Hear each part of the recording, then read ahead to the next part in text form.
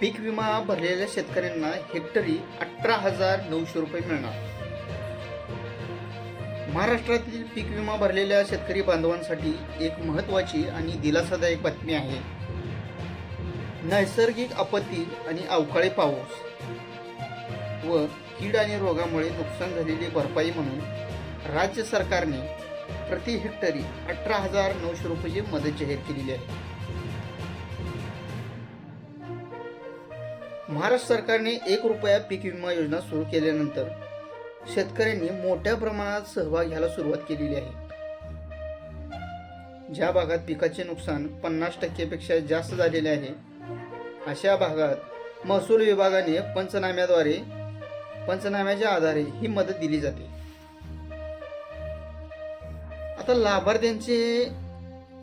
लाभार्थी यादीत नाव आहे हे कसे तपासावे? PMFY पोर्टलवरून सर्वप्रथम तुम्हाला pmfby.gon.in या अधिकृत वेबसाईटला भेट द्या. त्यानंतर मुख्य पृष्ठावरील ॲप्लिकेशन स्टेटस या पर्यायावरती क्लिक करा. त्यानंतर कॅप्चा कोड भरून चेक स्टेटस येथे क्लिक करा. येथे तुम्हाला तुमचा पीक विमा मंजूर झालेला अपलोड झालेला आहे का नाही हे समजेल.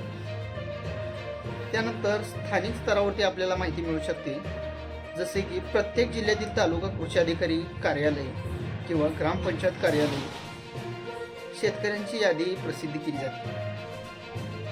तुम्ही तुमच्या बँक शाखेत जाऊन जिथे पीक विमा भरला आहे तिथेही तुम्ही चौकशी करू शकता. त्यासाठी आवश्यक कागदपत्रे आपल्याला कुठले लागतात?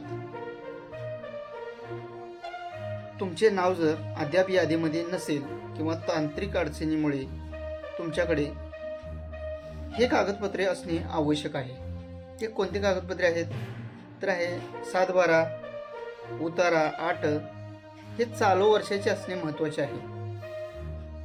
दुसरं आहे पीक फेरा प्रमाणपत्र. तुम्ही शेतात कोणते पीक घेतलेले आहे त्याची नोंद केलेली आहे हे प्रमाणपत्र पाहिजे. दुसरं आहे बँक पासबुक. आधार कार्डला लिंक असलेले बँक खात्याचे झेरॉक्स. आधार कार्ड जे जोडलेले DBT साठी ॲक्टिव्ह पाहिजे. बँक खाते हे DBT द्वारे जोडलेले पाहिजे. पीक विमा पावती. पीक विमा भरल्याची मूळ पावती किंवा अर्जाची प्रती तुम्ही नेऊ शकता.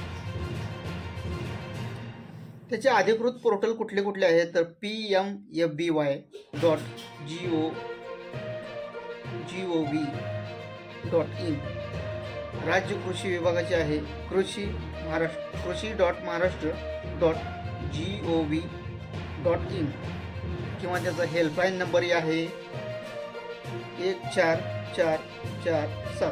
काही अडचण असल्यास यावरही संपर्क साधू शकता. 44 447 या हेल्पलाईन नंबरवरती तुम्ही माहिती घेऊ शकता. आता पैसे कधी जमा होणार तर ज्या शेतकऱ्यांच्या अर्जाची पडताळणी पूर्ण झालेली आहे त्यांच्या खात्यावर थेट लाभ हस्तांतर DBTद्वारे जमा करण्याची प्रक्रिया चालू झाली आहे. जानेवारी 2026च्या अखेरपर्यंत बहुतेक पात्र शेतकऱ्यांच्या खात्यात ही रक्कम जमा केली जाईल.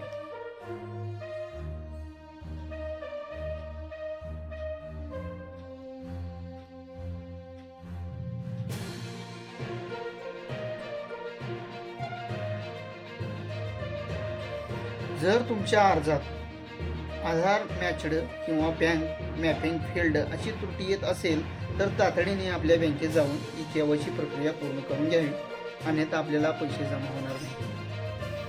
तर शेतकरी मित्रांनो, व्हिडिओ कसा वाटला नक्की कमेंट करून सांगा.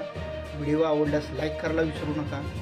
चॅनलवर तुम्ही जर नवीन असाल तर आपल्या चॅनलला आत्ताच सबस्क्राईब करून ठेवा.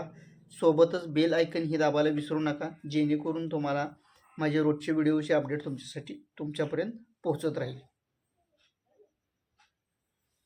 धन्यवाद.